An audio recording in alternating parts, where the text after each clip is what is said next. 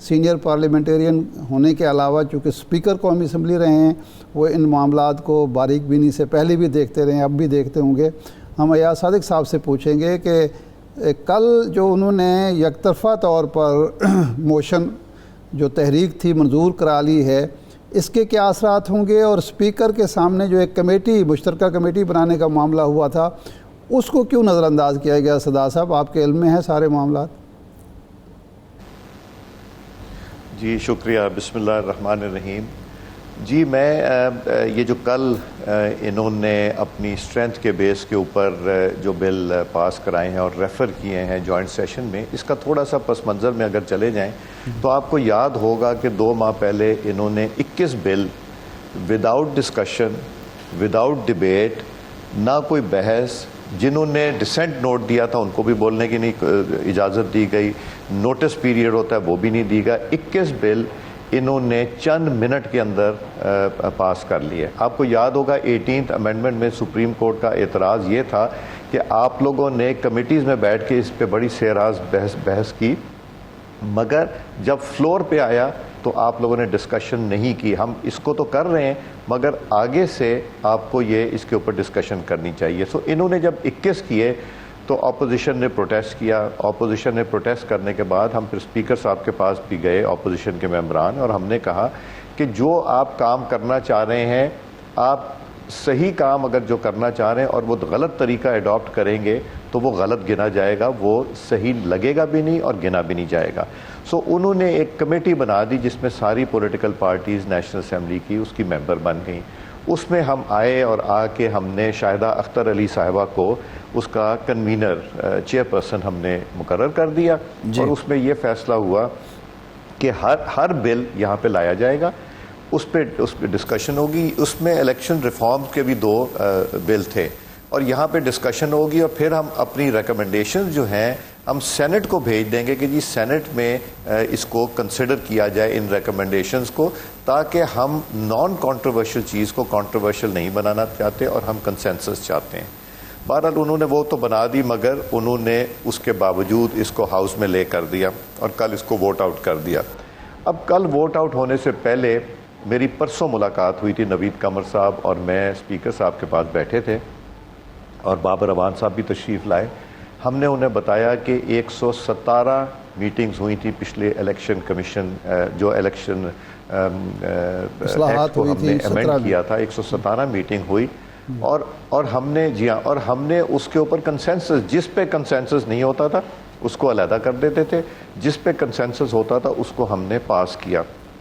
اس کا بھی نتائج کوئی اچھے نہیں نکلے، because chief justice Saqib Nisar صاحب نے اس میں انٹرفیئر بھی کیا ایٹ ویریس سٹیجز، جو کہ ان کا مینڈیٹ انٹرفیئر کرنے کا نہیں تھا۔ مگر چلیں وہ تو جو ہو گیا، آر ٹی ایس فیل ہو گیا اور بے شمار چیزیں اس میں آ گئیں جو ہم چاہتے ہیں کہ اب وہ نہ ہو، بیکاز اگر یہ جیتتے ہیں تو پھر تو یہی شور مچے گا کہ جی انہوں نے وہ دھاندلی کے لیے جو مشین بنائی تھی وہ بھی تیار کر لی، ای وی ایم بھی تیار کر لی۔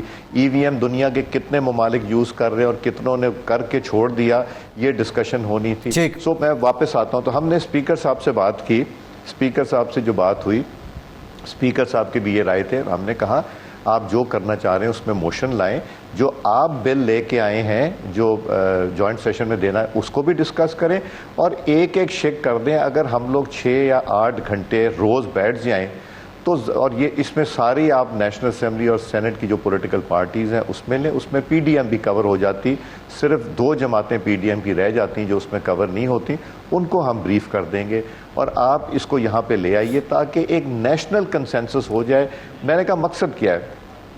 مسلم لیگ نون چاہتی ہے فیئر الیکشن ہو، پیپلز پارٹی چاہتی ہے فیئر الیکشن ہو، پی ٹی آئی بھی کہتی ہے کہ فیئر الیکشن ہو، جماعت اسلامی بھی فیئر الیکشن، مولانا فضل الرحمان صاحب کی جے یو آئی ایف، ہر پولیٹیکل پارٹی یہ چاہتی ہے فیئر الیکشن ہو۔ اگر ہم یہ چاہتے ہیں فیئر الیکشن ہو تو آپ کو جلدی کس چیز کی؟ آپ کمیٹی بنائیں، ہر پولیٹیکل پارٹی کو دیں۔ جو ہم نے 2017 میں بنائی تھی کمیٹی، اس کی میں آپ کو کانسٹیٹیوشن بتا دوں، حکومت میں تھی پی ایم ایل این، مگر کنسنسس کریٹ کرنا تھا نا۔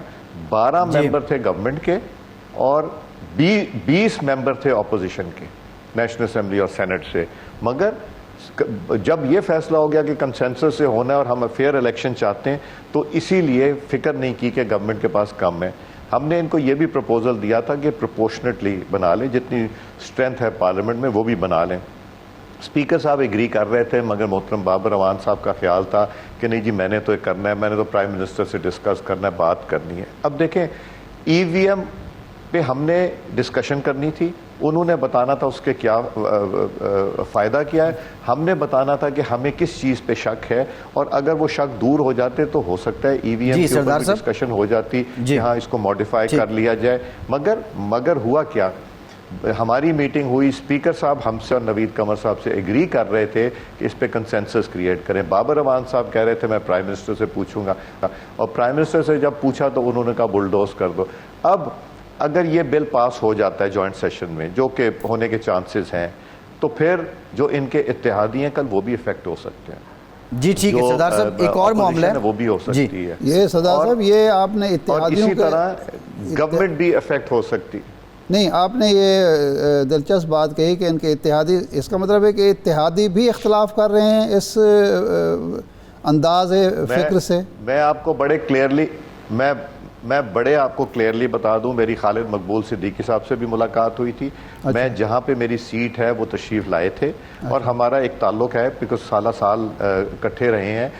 پھر ان کے ایک اور ممبر پارلیمنٹ آئے تھے جو کہ ایم کیو ایم سے تھے, ان سے بھی کہا کہ ہم بھی فیئر الیکشن چاہتے ہیں, تو ہم وہ کام مل کے کریں گے جس میں کہ فیئر الیکشن ہو, صرف تاثر نہ جائے فیئر الیکشن کا, بٹ کہ فیئر الیکشن. انہوں نے کہا بالکل ہم آپ سے ایگری کرتے ہیں. اسی طرح خالد مکسی صاحب باپ پارٹی کے, وہ میرے رشتہ ہے میرا 40-45 سال کا, ان سے 50 سال کا, میرے چھوٹے بھائیوں کی طرح ہیں, وہ بھی میرے پاس ہے. میں نے کہا فیئر الیکشن چاہتے ہیں, آپ بھی یہ چاہتے ہیں, ہم بھی یہ چاہتے ہیں. تو جس ممبر سے بھی بات ہوئی ہے وہ فیئر الیکشن کی بات کرتے ہیں. تو پھر فیئر الیکشن تو تب ہو سکتا ہے کہ جب الیکشن کمیشن کے جتنے کلوزز ہیں اس کو اگر ہم الیکشن لا پاس کریں, کنسنسس سے ہو, تو اس کا نتیجہ اچھا نکلے, اور کنسنسس ہو سکتا ہے. اور ہماری 2 اور شرائط تھیں.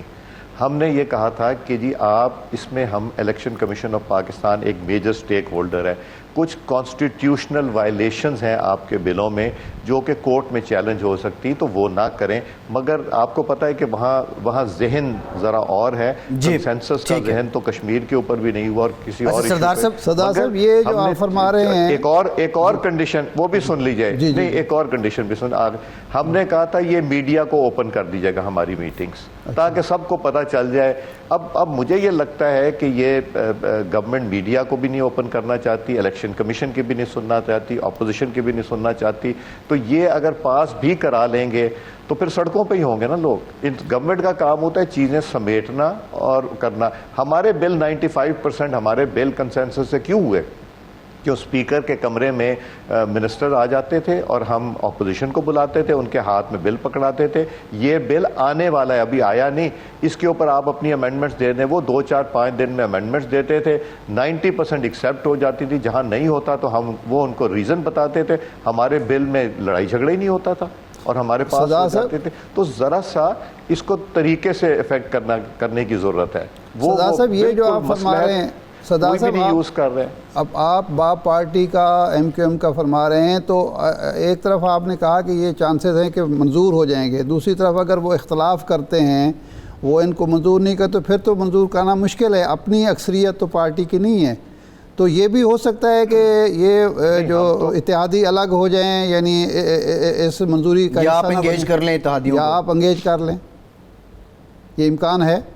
دیکھیں, میری ابھی یہ جماعت کی طرف سے یا اپوزیشن کی نہیں ہے, مگر میں ضرور انگیج کروں گا اتحادیوں کو کہ ہم فیئر الیکشن, فری الیکشن چاہتے ہیں.